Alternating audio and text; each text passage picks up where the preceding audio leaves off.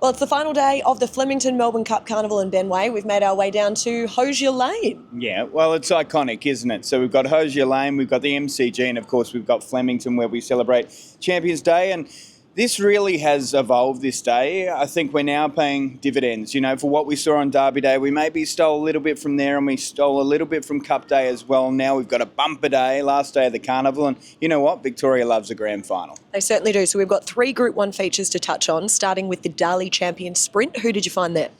Yeah, interesting race. I mean, do you go first past the post and hope that you get a bit of a return out of it, or do you look for the value? I think the value is Barraquil. I think the horse to beat's clearly Bella.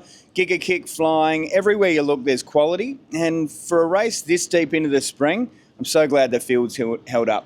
What did you think? I'm with Bella. I think she's not shown any signs that she's not still going well. Mare's in purple patch of form. That's what she's been doing this preparation. If the team are happy with her, everyone's happy with her. I am too. Yeah, it's hard to believe she's the second highest prize earner in Australian racing history, and yet we still kind of sleep on her record a touch. She's the best sprinter in the land. There's no doubt about it. That said, it's all about price. Does she win more than 1 in 4?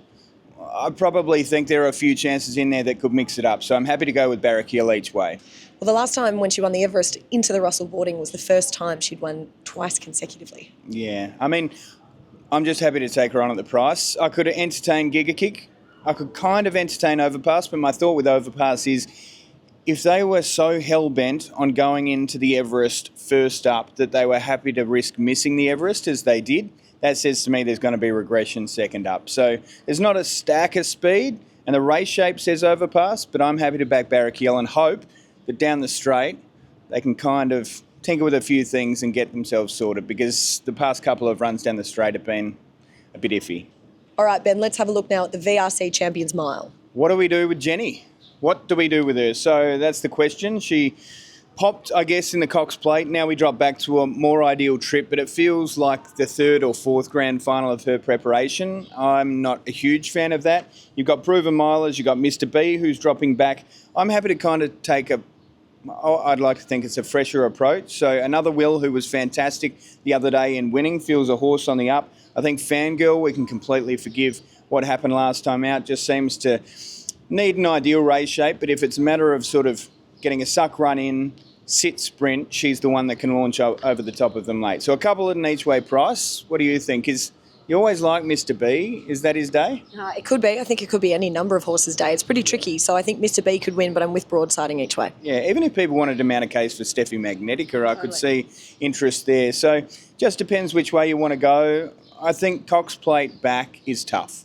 That's my thinking. My only query with Steffi was the Golden Eagle her grand final, and can she go one more? I mean, it was a super run. She could have won that race. Yeah. Should have. And if that's the case, you're striking a line through the vast majority. Like Jenny will be gone, Mr. B will be gone. They've all had grand finals. It's that kind of spring, and this race is really a little weird because you do have, horses that peak towards a Cox Plate or a King Charles or an Everest, and now they all meet here kind of in a middle trip. So it's just about who handles that best, and that's why I'm looking for something maybe had this planned a fair way out. Well, we see our Cox Plate champion, Via Sistina, in the Tab Champion Stakes, that final Group 1.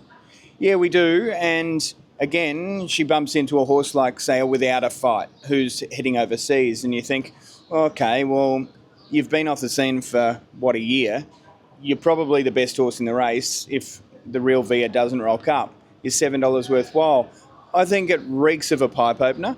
I'm happy to go with a Tissue, who loves the track, is a proven Group 1 performer, $2.10 a place as opposed to $1.60 for Via Sistina to win, when she's got to regress off that Cox Plate win.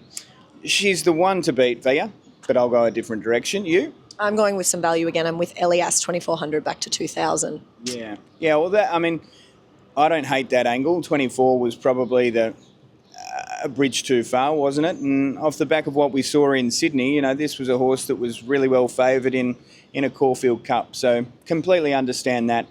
Via is probably first past the post, but at $1.60, is it better than bank interest? Maybe, but not for me. Hopefully we found some value for you for the final day of the Flemington Cup Carnival, and happy punting.